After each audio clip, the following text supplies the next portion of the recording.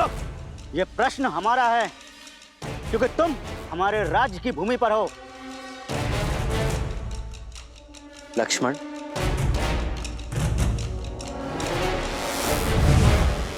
मैं अयोध्यापति महाराज दशरथ का पुत्र राम हूं। दशरथ नंदन राम स्वयं पधारे हैं। ये तो उत्सव का पल है। उनके पांव के स्पर्श से देवी अहिल्या मुक्त हुई। उनके प्रवेश से हमारी धरा भी पावन हो गई। शीघ्र चलो।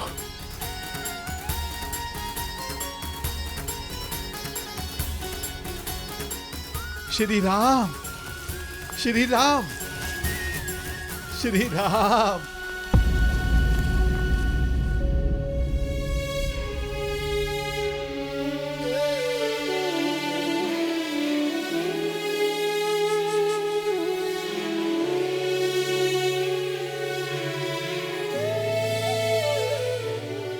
कैसा अनर्थ है। अयोध्या का श्रृंगार सन्यासी का भगवा वस्त्र धारण किए हुए। क्या ये वलकल धारण करने से मैं आपका अतिथि नहीं रहा निषाद राज? अतिथि तो आकर लौट जात। आप तो हमरे ही यहां हृदय में बसे हैं कुमार राम।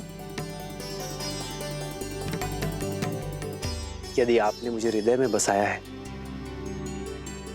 तो आपका स्थान भी हृदय के पास ही है।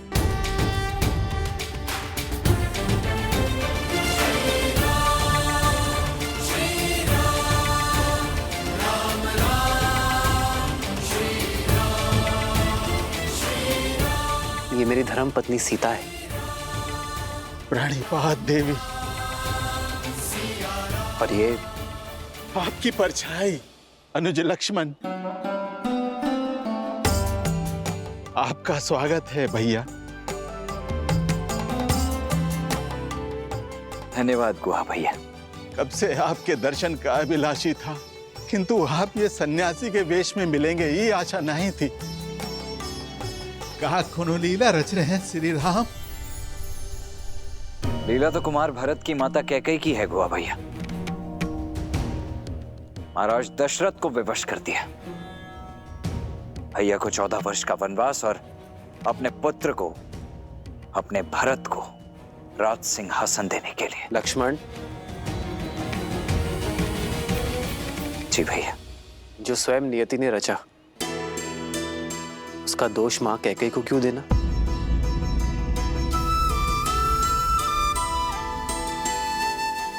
ये चयन मेरा था। आपके यहाँ आने के इस चयन से हम सब भी धन्य हो गए। अब हमको आप सबका सेवा करने का मौका मिलेगा। आप अपना 14 बरस का वनवास यही बिताइए। ये राज्य, ये निषाद राज गुहा, सब कुछ आप ही का तो है श्री राम। आपके प्रेम और स्नेह ने मुझे अभिभूत कर दिया है, किंतु वचन के अनुसार ये 14 वर्ष का वनवास मुझे वन वन भटकते हुए बिताना है, किसी राज्य या नागरिक के यहाँ नहीं। किंतु कैसे श्री राम? ये स्थान जितना सुंदर और मनमोहक है उतना ही भयानक है। कदाचित आपने सुना नहीं, भय के लिए भयंकर है। हम अवध के रुद्र हैं, हम शंकर हैं।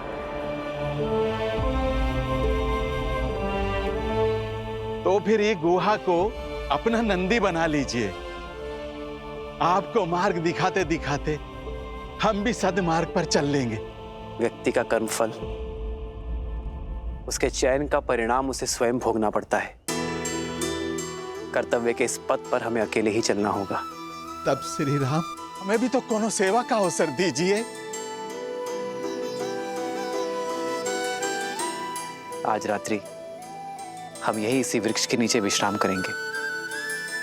कल सवेरे यदि आप गंगा पार कराने का प्रबंध करा सके तो बहुत कृपा होगी। जो आज्ञा। हमरे मन को तो बस ये बात कचोट रही है कि एक रात्रि के बाद आपसे विछो का सोचकर हमरी ही दशा है तो वहां महाराज दशरथ को कितनी पीड़ा हो रही होगी।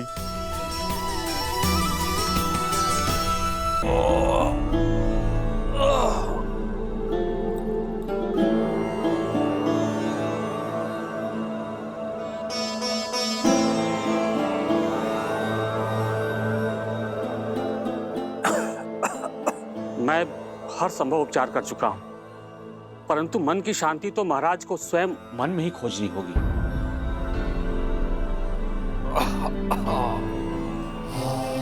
महाराज आशा मत खोइए महाराज, समझ गए हैं ना, वो राम को अवश्य वापस ले आएंगे। हाँ महाराज, भाग्य अयोध्या पे इतना बड़ा अभिशाप नहीं लाएगा।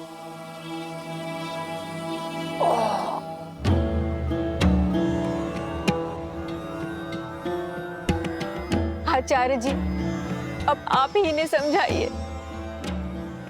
महाराज, यह समय नियति से लड़ने का नहीं, उसे स्वीकार करने का है। विश्वास रखिए, अंत में सब शुभ होगा।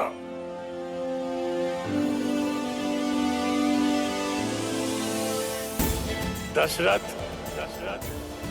मेरा श्राप सत्य हुआ। तुम अपने पुत्र के वियोग में मरोगे दशरथ। महाराज घबराइए मत महाराज, सब ठीक होगा। कुछ ठीक नहीं होगा, ये घबराहट ही तेरे प्राण ले लेगी। ये वो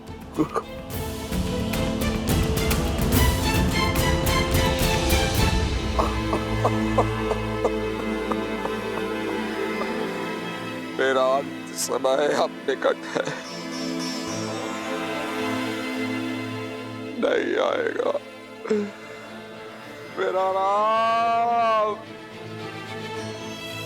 वर्षों पूर्व मेरे हाथों हुए पाप की अग्नि में मेरे जीवन के सारे पुण्य जलकर भस्म हो गए। आप देख रहे हैं ना गुरुदेव, वो श्राप अब सत्य होने को है और मैं कुछ नहीं कर सकता गुरुदेव, मैं कुछ नहीं कर सकता। महाराज, कैसा श्राप? ये राम के जन्म से पूर्व की बात है। शब्द भेद, अनजाने में मैंने आपके पुत्र के प्राण हर लिए। तुमने दो अंधों के जीवन का सहारा छीना है। अपने धर्म रक्षक पुत्र के वियोग में तरस तरस कर मरोगे तुम। ये बूढ़े दुखी पिता का श्राप है, श्राप है।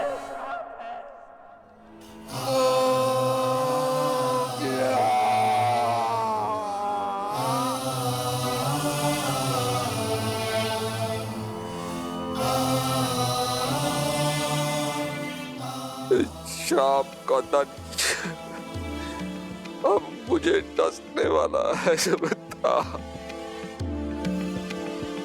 महाराज, धैर्य रखिए।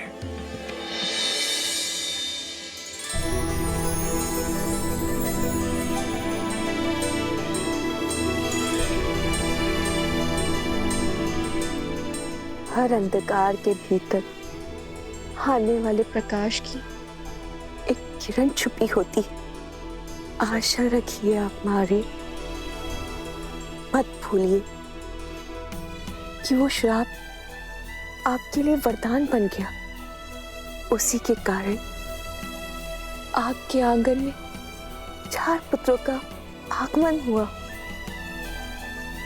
मुझे पूरा विश्वास राम का ही आयान रघुवंश के भविष्य में केवल गर्व का प्रकाश ही लाएगा। शीघ्र ही नया सूर्योदय होगा।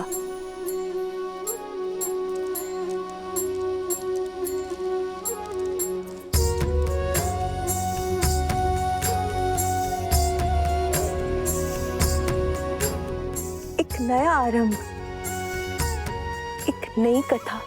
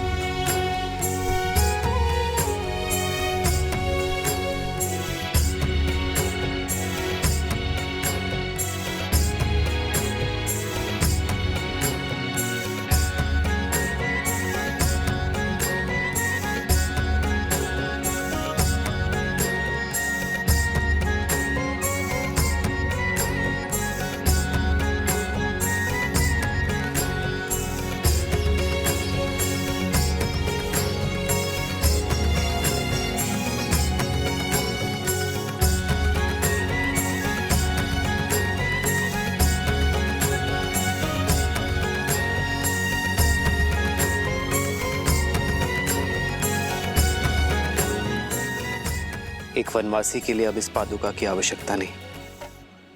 दीजिए भैया।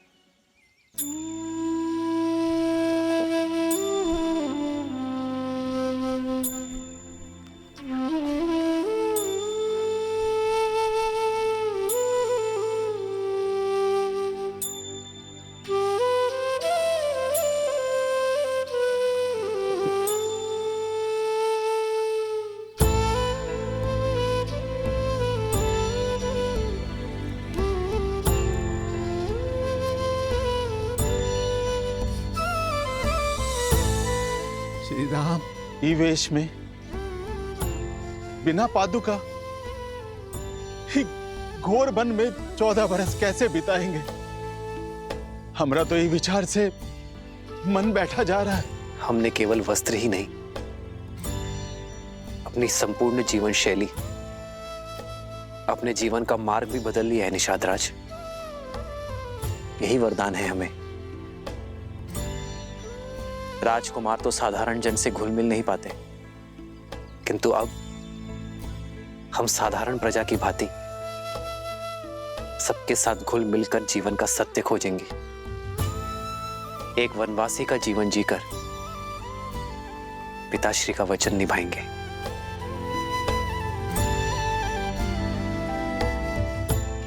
निषाद राज, इससे पूर्व अयोध्या वासी खोजते हुए हमें यहां आ जाए। हमें गंगा पार करवा दीजिए। मन तो ना ही मानत है, पर आपके कर्तव्य में आड़े नहीं आऊंगा। ऊपर ले जाने के लिए केवट सच कर दिया है श्री राम। सिया राम जय जय राम, राम सिया राम। यहाँ श्री राम धर्म की यात्रा में आगे बढ़ रहे थे और वहां रावण अधर्म के मार्ग पर। दशानन, तुम और तुम्हारा पुत्र पाताल लोक में नहीं जा सकते।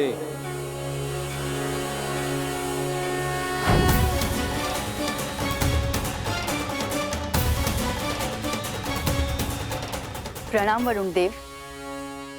ये निर्णय लेने का अधिकार तुम्हारा नहीं है वरुण देव।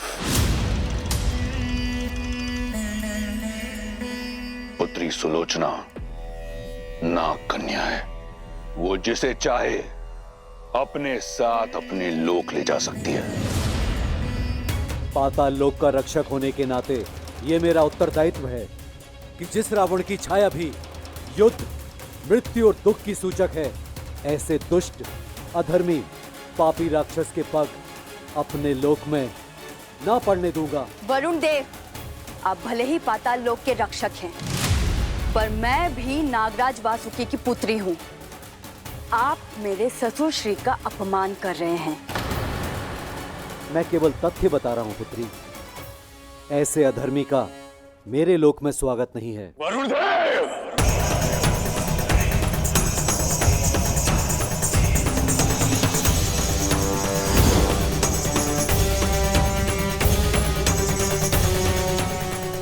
प्रतीत होता है कि अपने पिता के स्वाभिमान का द्वंद मुझे पाताल लोक के द्वार से ही आरंभ करना होगा। अपने दायित्व पूर्ति के लिए यदि युद्ध का स्वागत भी करना हो तो मैं सच हूं।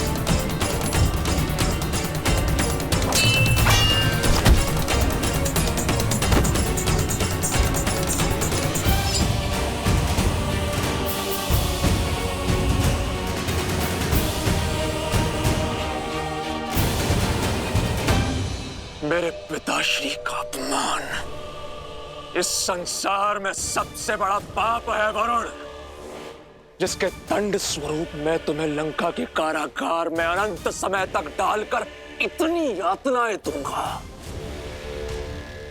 कि तुम अभी इसी क्षण दशानन से अपनी मृत्यु मांगोगे। मेघनाद, अद्भुत, मुझे गर्व है तुम पर पुत्र। युद्ध हुआ है तो उसके नियम का पालन भी होगा। यदि कोई वीर अपने शत्रु को परास्त कर जीवन दान दे दे तो हारने वाले का धर्म है कि वो विजेता की हर बात माने, क्योंकि जिसने जीवन दान दिया जीवन उसका हुआ, है ना वरुण देव? तो नियम अनुसार तुम हमें पाताल लोक जाने से रोकोगे नहीं,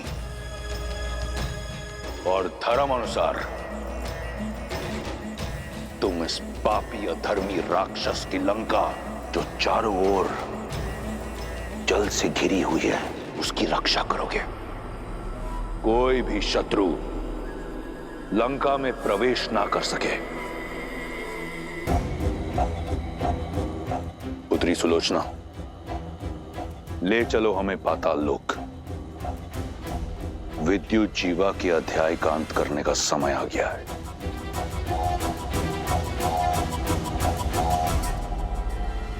सुलोचना, पिता और लंका दोनों के मान का प्रश्न है। अपने ससुर और ससुराल का मान रखो।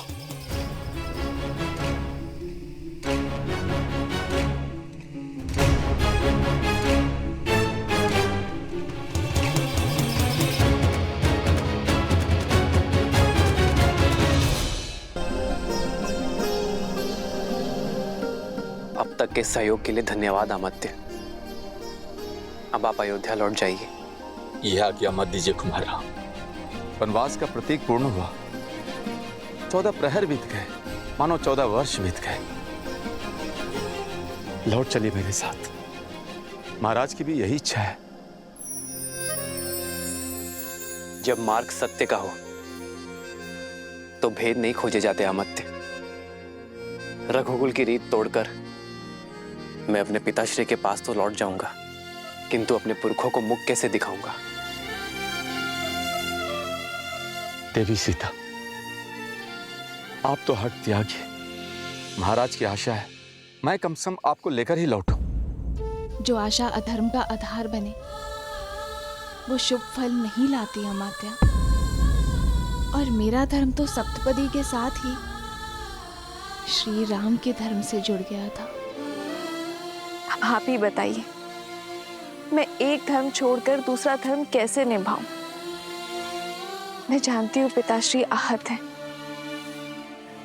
पर उन्हें अपनी पुत्र वधू पर गर्व भी होगा, जो अपने संबंध की लाज रखने के लिए मन की वासी बनने के लिए भी सच है। अयोध्या के पुत्रवधू के साथ ये व्यवहार उचित नहीं है, समझाइए ना इन्हें। धर्म के पद का नियम है अमात्य। पहला पग कठिन होता है, उसके बाद सब सुगम। और जो एक बार इस पद पर आगे बढ़ गया वो फिर पीछे नहीं मुड़ता। यही कर्तव्य निष्ठा है अमात्य, यही धर्म परायणता है। मैं चाहूं तो भी सीता और लक्ष्मण को जाने से नहीं रोक सकता। मेरे पिताश्री और तीनों माताओं का उत्तरदायित्व अब आपका हुआ, और अयोध्या के भावी राजा मेरे प्रिय भरत को ढेर सारा आशीर्वाद और प्रेम अवश्य दीजिएगा अमात्य। जो आज्ञा कुमार।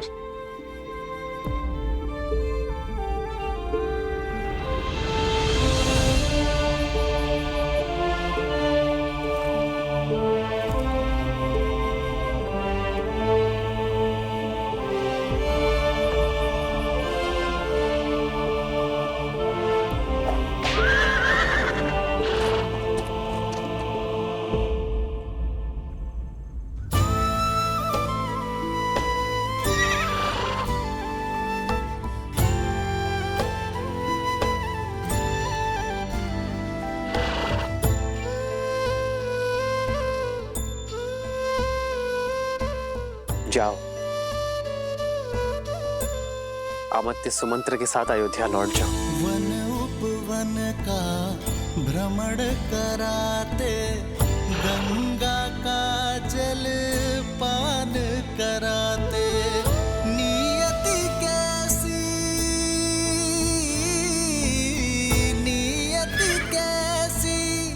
विपदा लाई, नियति कैसी विपदा लाई। राम सिया राम जय जय राम, राम सिया राम जय जय राम।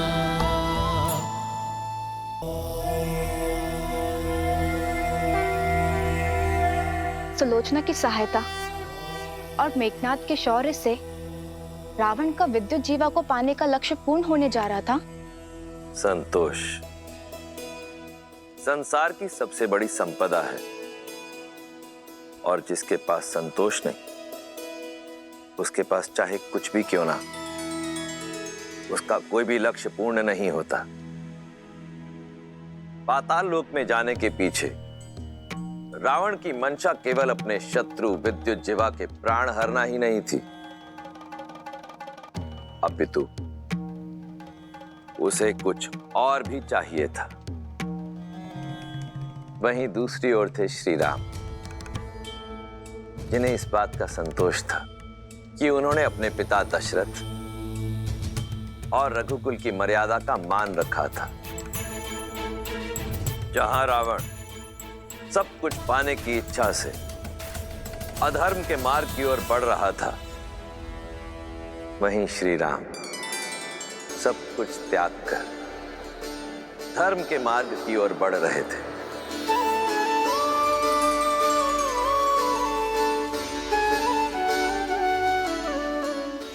केवट ये है हमरे दशरथ नंदन श्री राम, और ये है सीता माता।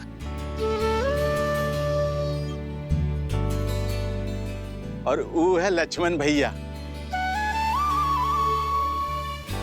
इको गंगा पार कराने का दायित्व अब तुम्हारा है। भली प्रकार से जाना था इन्हें, भगवान शिव का धनुष उठाकर भंग करने वाले राम।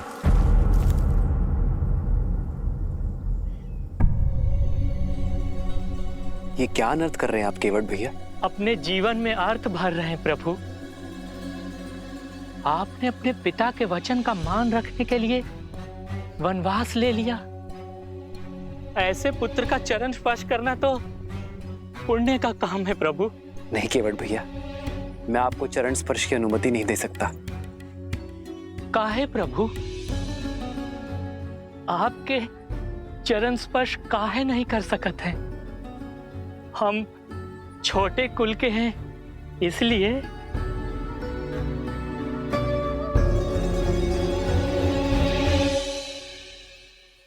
नहीं केवट भैया, क्योंकि आप आयु में मुझसे बड़े हैं इसलिए। मनुष्य से कुल बनता है, कुल से मनुष्य नहीं। और जैसे स्वयं प्रभु जीवों को संसार का सागर पार करवाते हैं, वैसे ही आज आप हमारे लिए हैं।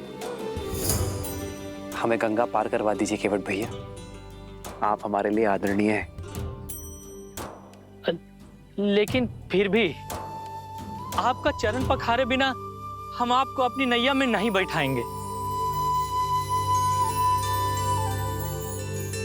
केवट भैया, भैया कह रहे हैं ना कि वो आपसे चरण स्पर्श नहीं करवा सकते, फिर आप। नहीं भैया नहीं, हम प्रभु के बिना पग पखारे अपनी नैया में नहीं बैठाएंगे बस। ई हट का कोनो कारण तो होगा केवट। अरे बहुत ही बड़ा कारण है निषाद राज। इनके चरणों की धूल में माया है, माया। पाथर की मूरत को पांव की धूल लगी तो वो स्त्री बन बैठी। अरे कहीं हमारी नैया भी स्त्री बन बैठी तो। केवट भैया, मैं भी आप ही की तरह एक साधारण मनुष्य हूं। हमें ये गंगा पार करवा दीजिए। मैं वचन देता हूं आपकी नाव को कुछ नहीं होगा। तो हम भी कह रहे हैं ना, हमें अपने पांव धो लेने दो। दोहरी मार मारे जाएंगे प्रभु। एक ही नैया है हमरी, कहीं वो स्त्री बन गई तो पेट पालने का साधन तो जाएगा ही। घर पे हमारी पत्नी जीवित नहीं छोड़ेगी, कहेगी एक के रहते दूसरी ब्याह लाए। नहीं प्रभु नहीं, हम ये संकट मोल नहीं ले सकत हैं, नहीं। तो आप नहीं मानेंगे? जीवन भर लोगों को ई पार से ऊ पार तारते रहे। आज अपना जीवन तारने का अवसर मिला है तो कैसे खो दें प्रभु। ठीक है केवट भैया, मैं अपनी हार स्वीकार करता हूं।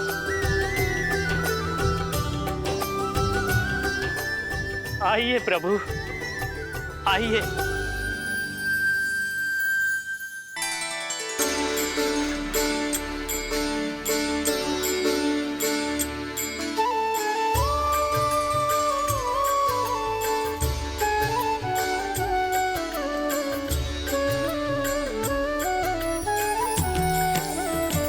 भज मन राम चरण सुखदाई, भज मन राम चरण सुखदाई, भज मन राम चरण सुखदाई, भज मन राम चरण सुखदाई, भज मन राम चरण सुखदाई, भज मन राम चरण सुखदाई।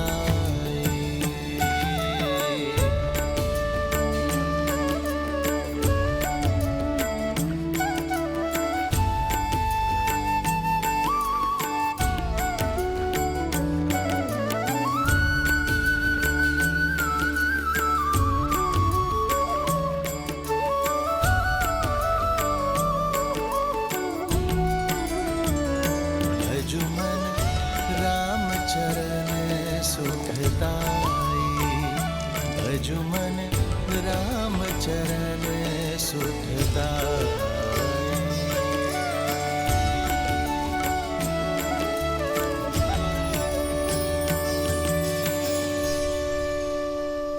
लीजिए प्रभु, आपकी गंगा धारा पार हो गई और आपकी सेवा करके हमारी जीवन धारा भी। आपकी सहायता के लिए बहुत बहुत धन्यवाद केवट भैया। इसे स्वीकार कीजिए। नहीं प्रभु नहीं, हम ही नहीं ले सकते हैं। लेना तो होगा केवट भैया, ये कार्य आप अपने परिवार के लिए करते हैं, पारिश्रमिक तो लेना होगा। प्रभु, कुछ कार्य परिवार के लिए नहीं, आत्महित के लिए किए जाते हैं प्रभु। एक बड़े भाई की भांति आपने हमारी सहायता की है। ये छोटा भाई बड़े मन से एक बड़े भाई को भेंट देना चाहता है। मना मत करिए केवट भैया। कुछ देना ही चाहते हैं तो पुनः दर्शन देने का आश्वासन देके जाइए। आप वचन दीजिए कि जब 14 वर्ष का वनवास काट कर लौटेंगे तो आपकी नैया हम ही खेएंगे प्रभु। वचन दीजिए।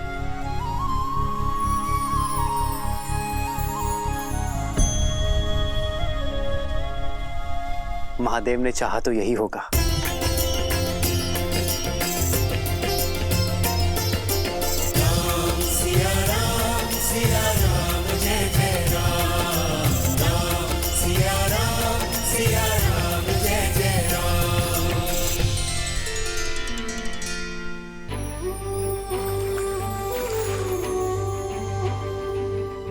हे गंगा मैया, आप पावन पतित हो।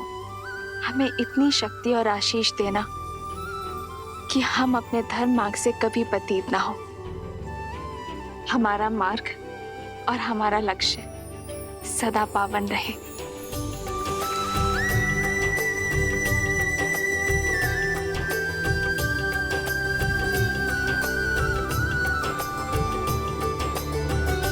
आओ सीता।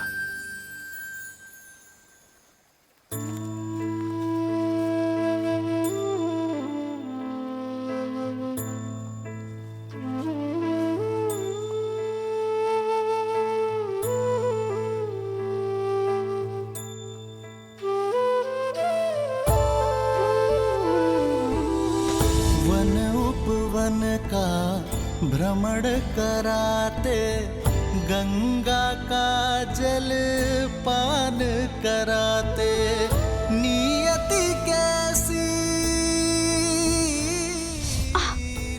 सीते कैसी विपदा लाई, नियति कैसी विपदा लाई।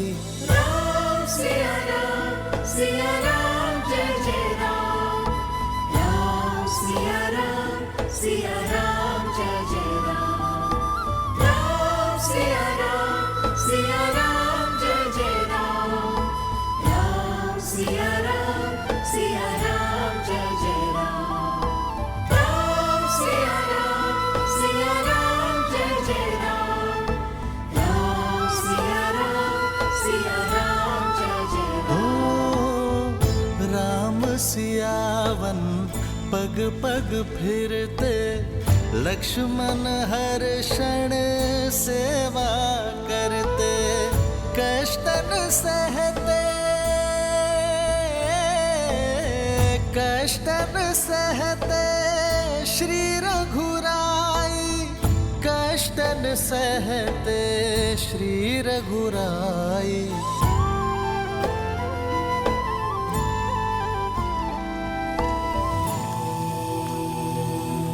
शांति शांति शांति।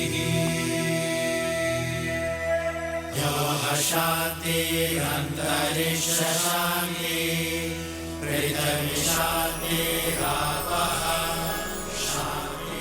प्रणाम। आप लोग कौन हैं? महाराज दशरथ का पुत्र राम। कुमार राम? नहीं, सन्यासी राम। ऋषि भारद्वाज की दर्शन अभिलाषा से आया हूं। स्वाहा। हाँ कीजिए गुरुदेव। कुमार राम आए हैं। श्री राम श्री राम श्री राम श्री राम श्री राम श्री राम श्री। प्रणाम ऋषिवर। आयुष्मान भव।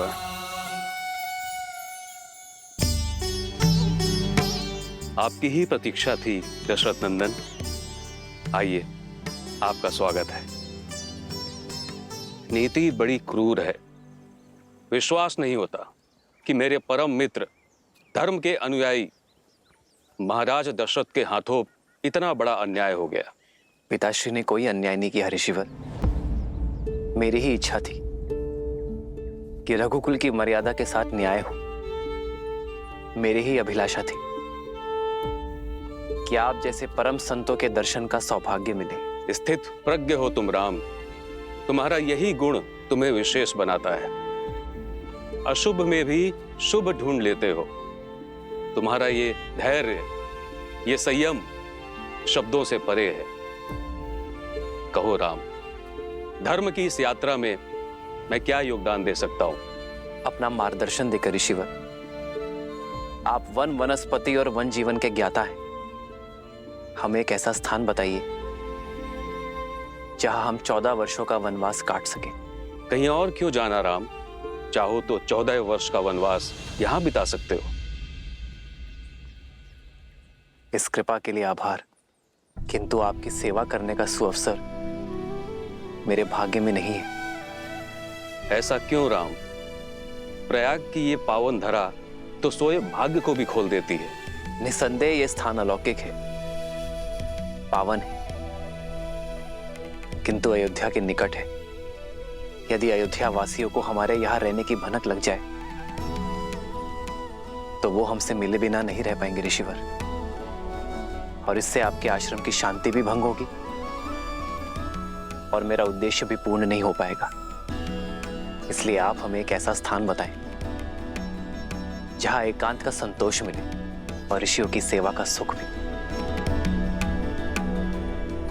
तो फिर दंडक वन की ओर जाओ राम, जहां तुम्हें ऋषियों की सेवा का अवसर भी मिलेगा और उन्हें सताने वाले, उनकी साधना में विघ्न डालने वाले राक्षसों के अंत का पुण्य भी। जिस प्रकार तुमने वन को ताड़का के आतंक से मुक्त किया, वैसे ही दंडक आरण्य का भी उद्धार करो। मैं अभी तुम्हारे लिए मानचित्र बना देता हूं।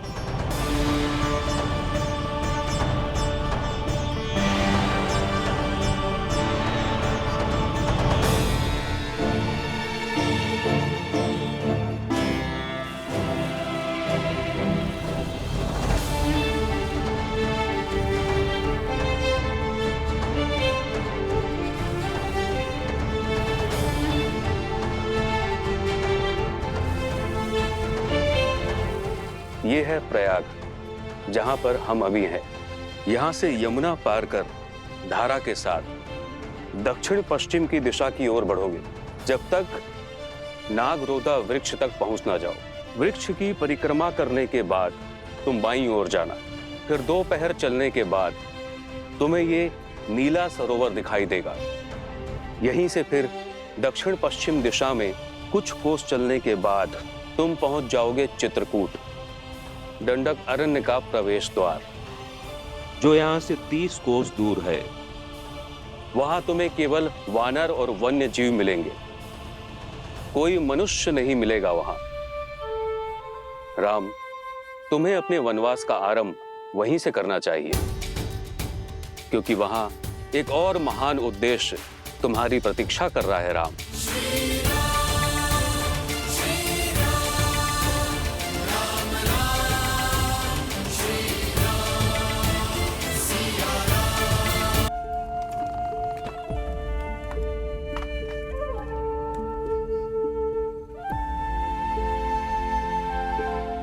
नौका तैयार है श्री राम। पिता को संतान से और राजा को अपनी प्रजा से दूर नहीं होना चाहिए।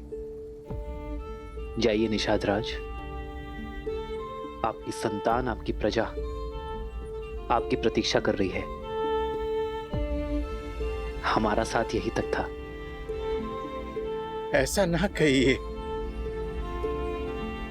ये वन जितना सुंदर दिखत है उतना ही जटिल और घातक है।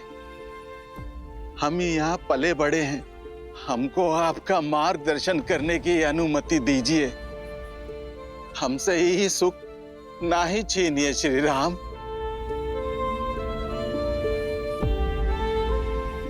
आशा का टूटना कई बार आवश्यक होता है निषाद राज।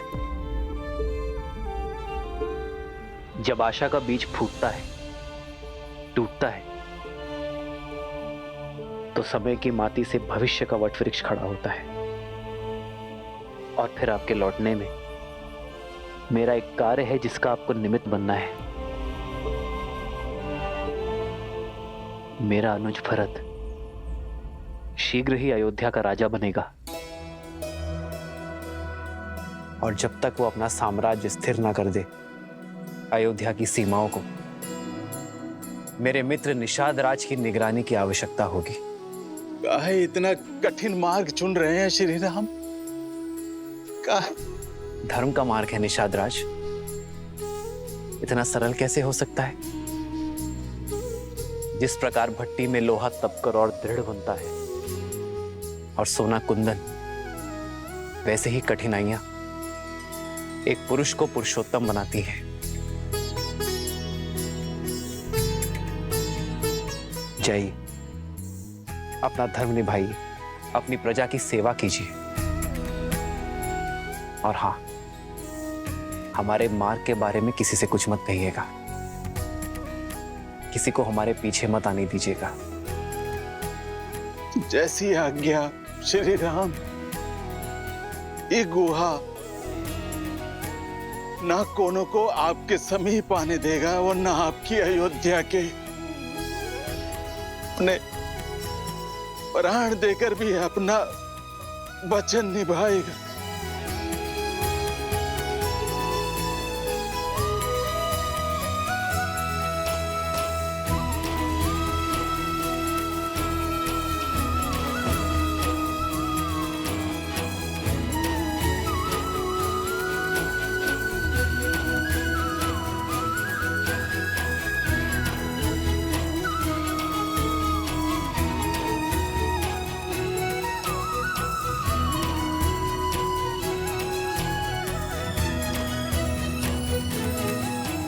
आपका बहुत बहुत धन्यवाद निषाद राज।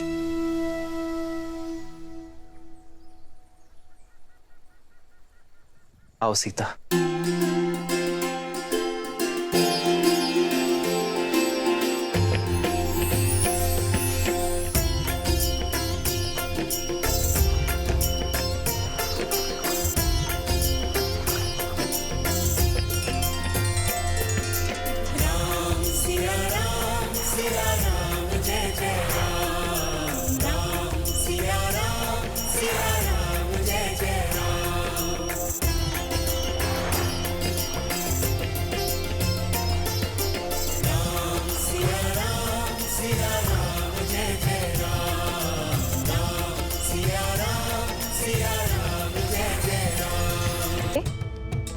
ऐसा क्या होने वाला है चित्रकूट में श्री राम के साथ? देवी, श्री राम की चित्रकूट यात्रा का उद्देश्य मैं उचित समय आने पर आपको अवश्य बता दूंगा, परंतु अभी आप धैर्यपूर्वक ये सुनिए कि पाताल लोक जाने के पीछे रावण का मुख्य उद्देश्य क्या था।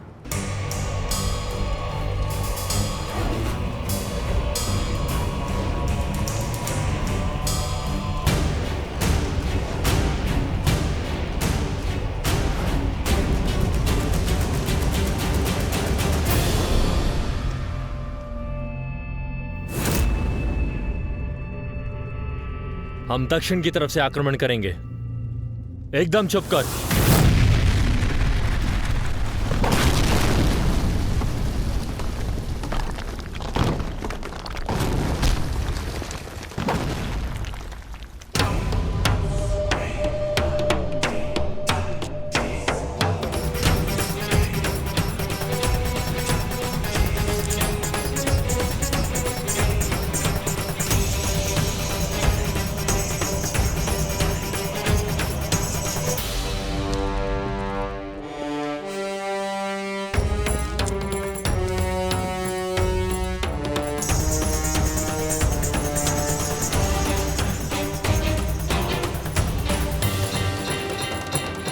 लंका का स्वर्ण सपना देखने का समय समाप्त हुआ।